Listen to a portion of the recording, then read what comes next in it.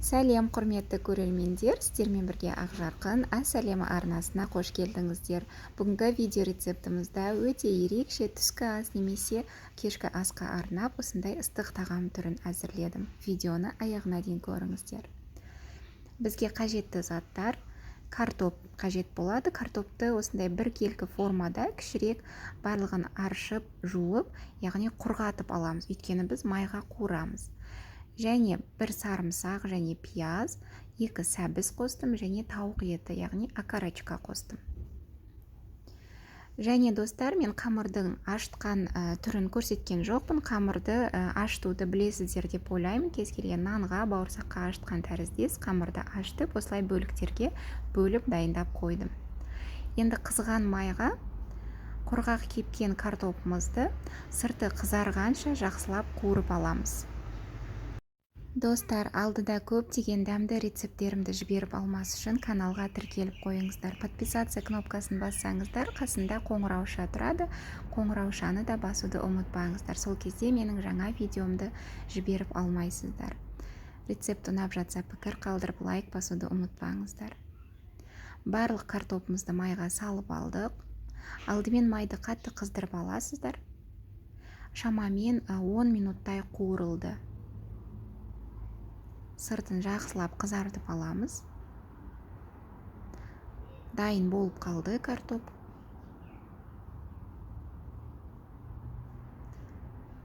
Осылай қызартып алдық.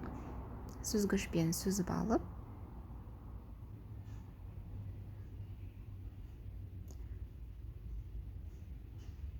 қағаз салфеткамыздың үстіне осылай картопты салып аламыз. Артық майын сіңіріп алсын.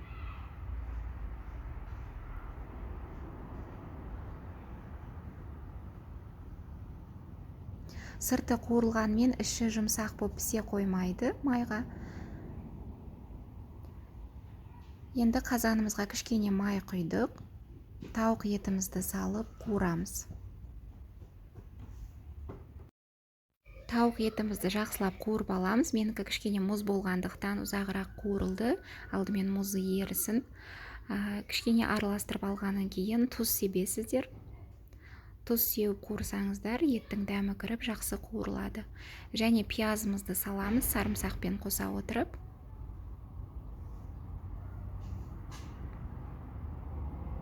Және артынан сәбізді де қосып жібересіздер, өйткені сәбіз қаттылау болғандықтан тауық етімен бірге пісе берсін. Өйткені тауық еті тез пісетінін білесіздер.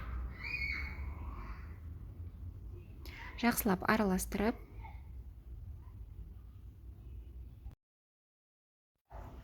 кішкене қуырылған соң паприка қосамыз. Бір ас қасықтай қостым. Паприка әдемі түс, әрі дәмді дәм береді.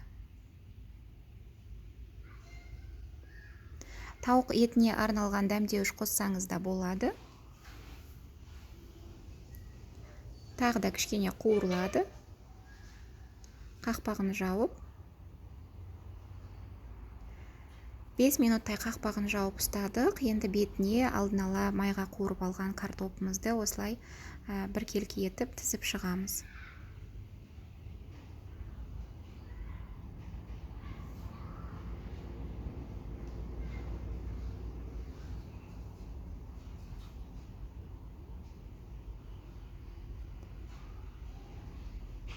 Кішкене су құйып жіберсеңіздер болады, қыздар. Егер жаңағы тауық етінің майы, сөлі көп болса, онда құймай-ақ қойсаңыздар да болады. Енді бастапқыда дайындап қойған қамырларымызды тізіп шығамыз.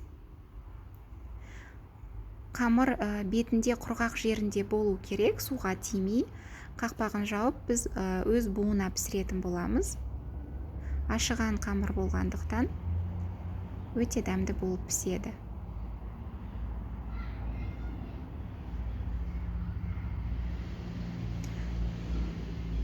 Барлығын салып алдық. Енді қақпағын жауып, 35 минуттай баяу отта бұқтырып пісіреміз. Тағамымыз дайын болды, қыздар. Осындай керемет, ерекше дәмді тағам болды. Балаларыма қатты ұнайды, әсіресе осындай буға піскен нанды ерекше жақсы көреді. Міндетті түрде отбасыңызға, балаларыңызға жасап беруге кеңес беремін. Өте дәмді. Түкте қиындығы жоқ, үйден табылатын заттармен дайындадық. Рецепт ұнаса лайк басып, пікір қалдырып, және каналға тіркелуді ұмытпаңыздар. Сіздермен болған Ақжарқын, сау болыңыздар.